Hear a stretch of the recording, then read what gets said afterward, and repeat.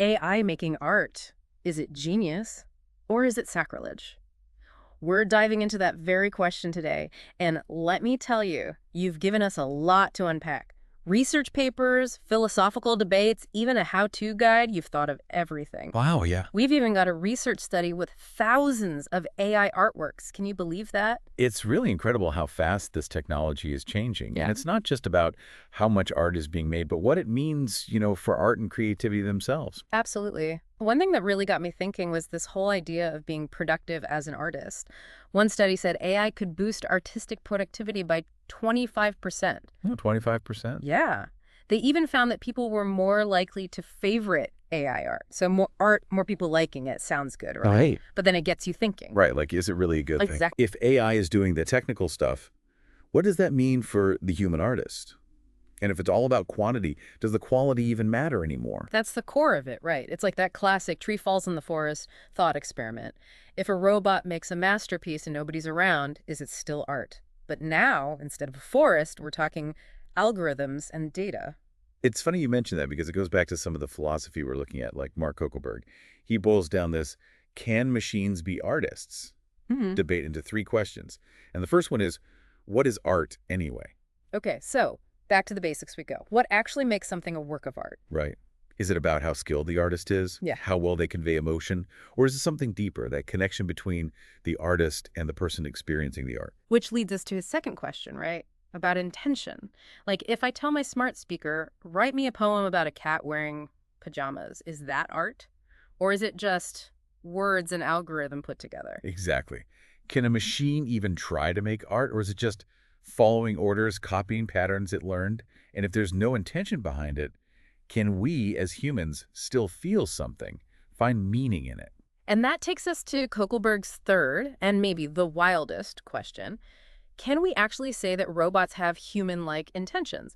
Like, this AI wanted to make me feel melancholy, the way we might say that about a human artist. And that's getting really interesting. Because as humans, we're hardwired to see patterns, to look for meaning, even when it might not be there. So you're saying we might be more likely to see intention, see artistry in AI art simply because it looks like art, even though we know deep down it's just code? Possibly, yeah. And that's something researchers are really diving into right now, how our ideas about art are being challenged and reshaped by AI. It's kind of freaky, right? To think our brains might be tricking us, seeing meaning where there's maybe nothing there. Yeah, it makes you wonder. But before we go too far down that rabbit hole, let's get back to the how. Okay. You sent over this guide on AI image generation, JDSAA, Volume 4, Issue 2, page 4258.pdf. And wow, even for someone who likes to think they're pretty tech-savvy, I was blown away by how this stuff works. It's pretty remarkable. These AI image generators, they're trained on huge data sets of images and text. Huge? Like, how huge are we talking? Millions, billions of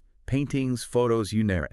And they've learned to connect those images with words, concepts, even styles. So it's like they've binge-read every art history book ever. And then, like you said, you use these prompts, you type in a description, let's say, a surreal landscape with melting clocks in the style of Salvador Dali, and boom, the AI gets to work. And that's where all that technical stuff we were talking about comes in. I mean, in seconds, sometimes minutes, it can create tons of variations on your prompt, all unique and all based on its massive knowledge of art history. It's really kind of mind-blowing when you think about it. I even tried a few prompts myself, had to go with the whole robot paints a cat wearing pajamas vibe, see what would happen. And honestly, some of them went bad. That's when it hit me. If it's this easy, this accessible, what does that mean for artists? The million-dollar question. It's causing quite a stir, not just in the art world either. Because for centuries, we've said human creativity, the time it takes to master a craft, is what makes art valuable. And AI kind of throws a wrench in that. Makes us wonder if artistic skill is less about technical ability now and more about something else. So instead of spending years learning to paint, you need to be a master prompter, which honestly sounds a lot easier. That's what's making everyone so uneasy. One of the sources, 43812077608.pdf, calls it cognitive dissonance. AI forces us to think about whether creativity, something we thought was uniquely human, can be copied or at least faked by code. So there's this underlying fear that AI could, like, devalue human creativity, make art, I don't know, generic, soulless. Yeah, and those are valid concerns. Yeah.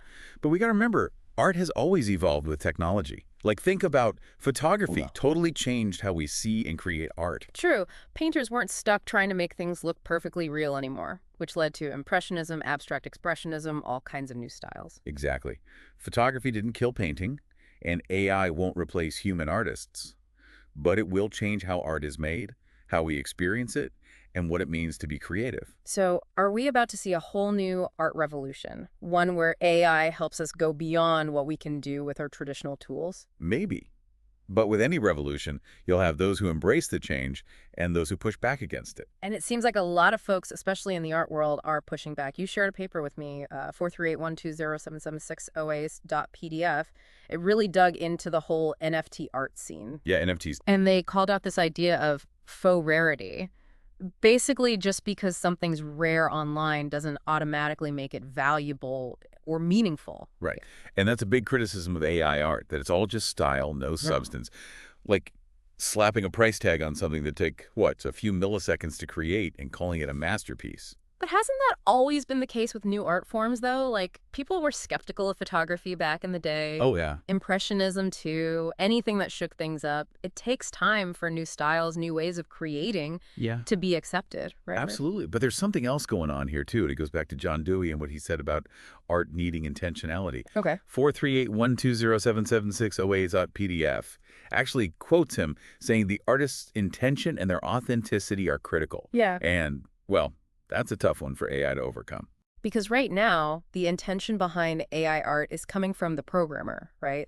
The person typing in the prompts. It's not like the AI itself is choosing to express something specific or explore a theme. Exactly. And that lack of intent, that gap between the creator and the creation, makes some people uncomfortable, makes you wonder, can we really connect with a piece of art emotionally if we know it didn't come from the human experience? And then to complicate things even more, there's that other study, 2104.07598v2.pdf, that found people were less likely to see something as art just because they thought a robot made it. It's wild, right? Yeah. Because it shows how much our preconceived notions about creativity actually influence how we see art. Totally. Even if the artwork is the same, if we think it was made by AI, we judge it differently. Right. It's like we're holding AI art to a higher standard than human art. Searching for any reason to dismiss it prove that it's not real. Yeah, and I think that comes from a bigger fear that AI will somehow make us less human. We see it with art, but it's everywhere. People worried about losing jobs to AI becoming smarter than us. So what does that mean for us? Are we headed for this future where creativity is all about lines of code, algorithms telling us what's beautiful? Not necessarily. Remember PJ052.pdf.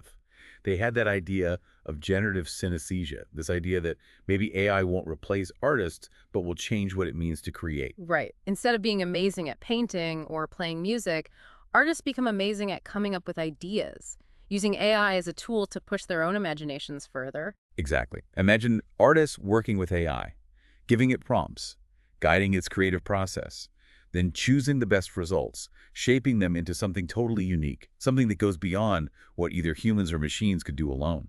So it's not about replacing human creativity, it's about making it stronger, taking it in new directions. Right. And who knows what incredible new art that could lead to. It's a pretty exciting time to be seeing this fusion of technology and creativity unfold. It really is. And for all of you listening, we'll leave you with this. If AI can make art, what does it mean to be an artist? Is it about mastering those traditional skills, or is it something more, something uniquely human? We want to hear your thoughts. This has been The Deep Dive.